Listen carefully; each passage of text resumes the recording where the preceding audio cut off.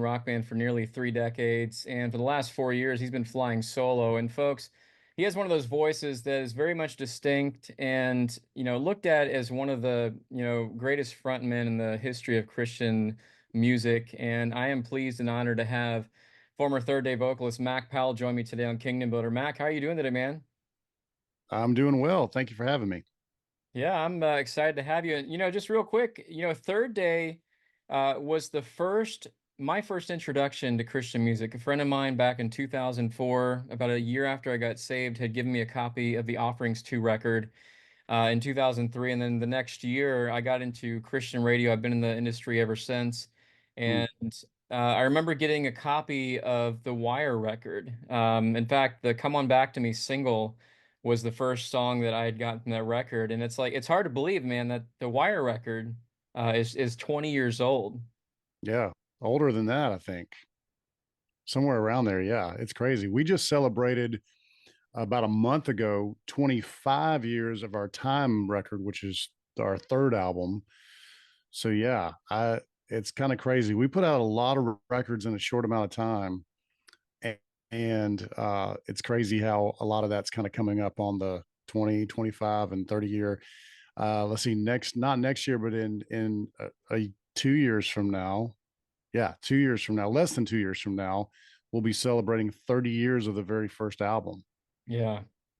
That's crazy, man. Like you've been doing this for so long. When you look back on this, does it seem like you've been releasing records for 30 years?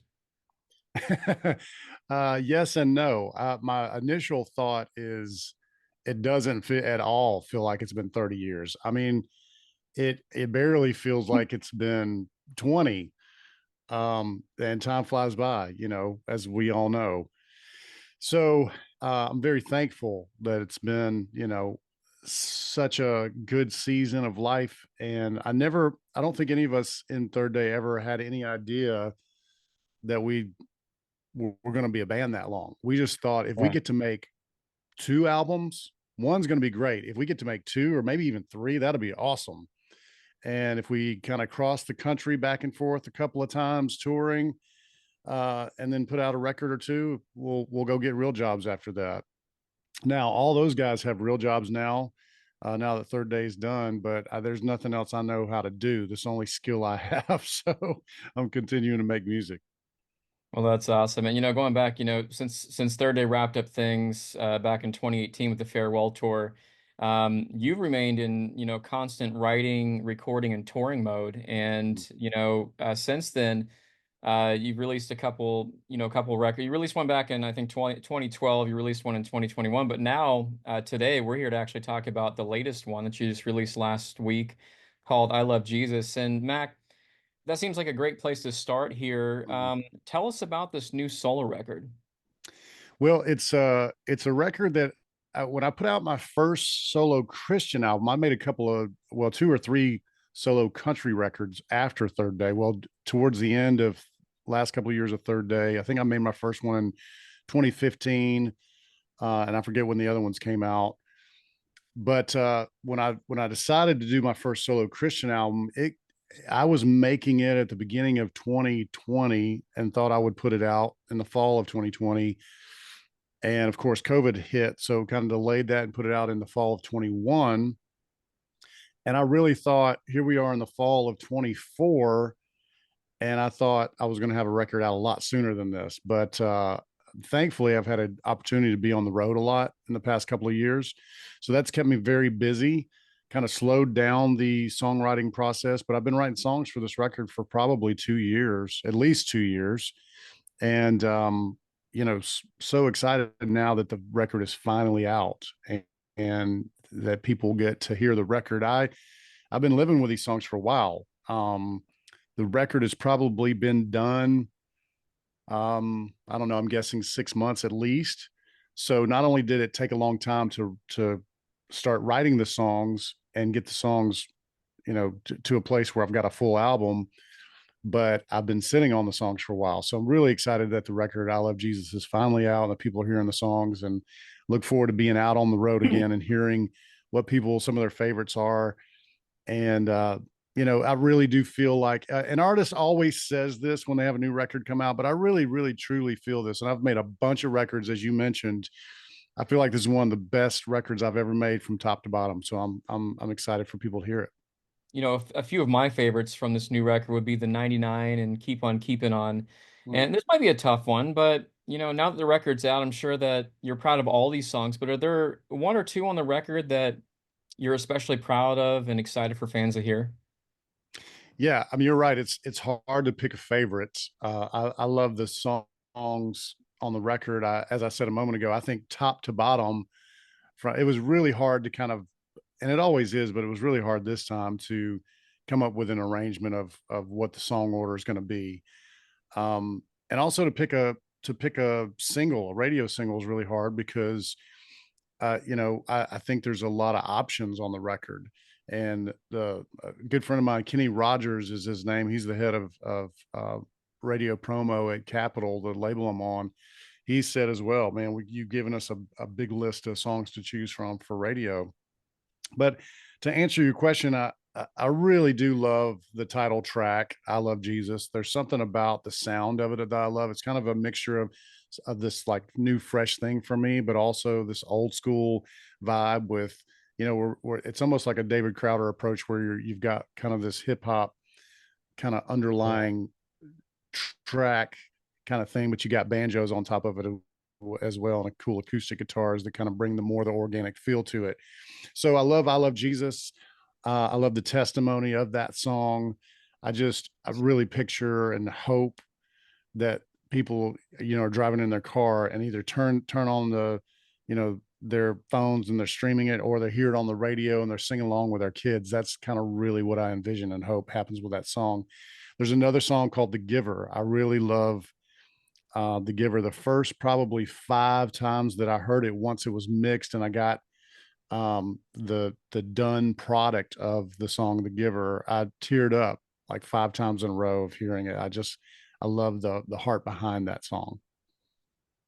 Yeah, it's like I said, there's so many great songs in this record. Those were just two of my favorite, but it's one of those albums that honestly, I could listen from front to back, and there's just so much, greatness as far as songwriting goes Yeah, and just the thank you. message of this record that I Thank you. just Yeah, absolutely love. keep on keeping on is a song that, I really am so happy to have that one on the record because it's got a little bit more.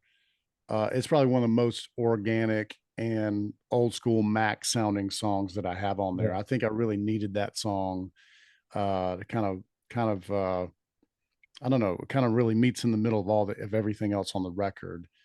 And the other song you mentioned, what'd you say was The 99. the 99? Yeah, that was one of the first ones that we wrote. I love that scripture. I love the story in that.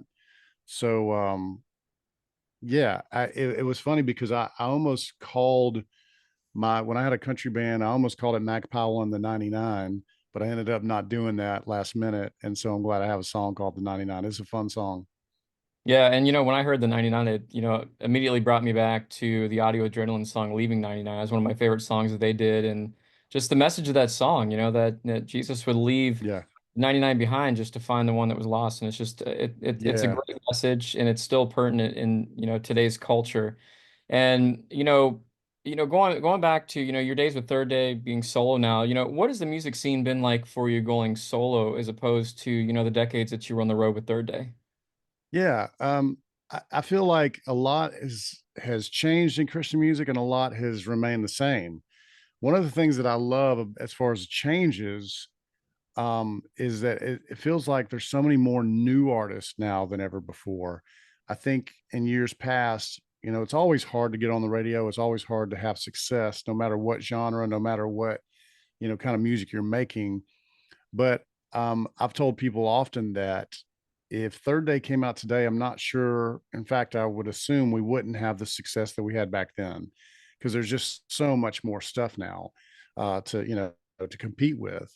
But I do love that it seems like Christian music has kind of gotten a fresh new sound and a bunch of fresh artists in, and there's a lot more people of color, a lot more females that are having success now. So I really love that, and that's the positive change of the many changes within Christian music. Of course, there's some things that are tough about it.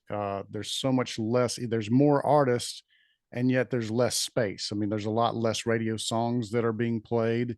Um, the shelf life is a lot longer. It takes a long time. Like New Creation, which was my last hit at radio, was on the radio for over a year.